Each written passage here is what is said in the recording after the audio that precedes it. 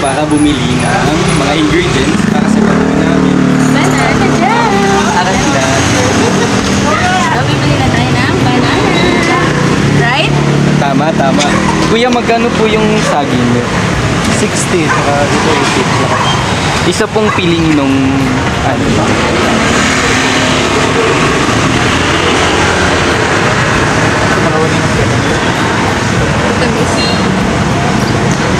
Ito na lang.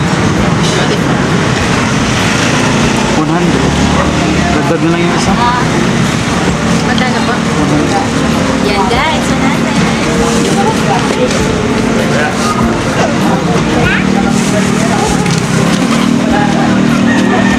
Done deal with Kuya. Done deal.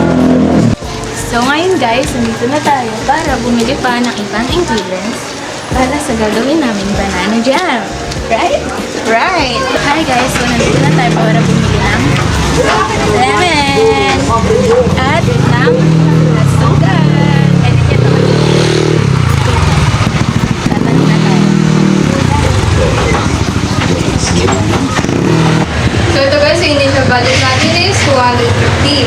Ito naman yung mga nagastos natin para sa ingredients and sa ingredients.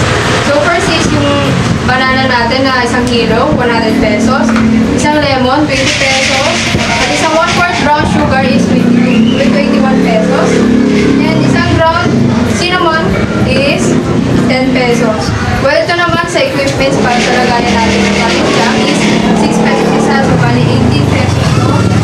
Then ito naman natin mga equipments. Kailangan din natin ng grater, kutsilyo panghati doon sa banana, and sandok din panghalo, vinegar pang smash, and also bowl kung saan tayo mag-i-smash ng ating mga banana. At dito naman sa hawaling ko, dito naman tayo magluluto ng ating banana jam.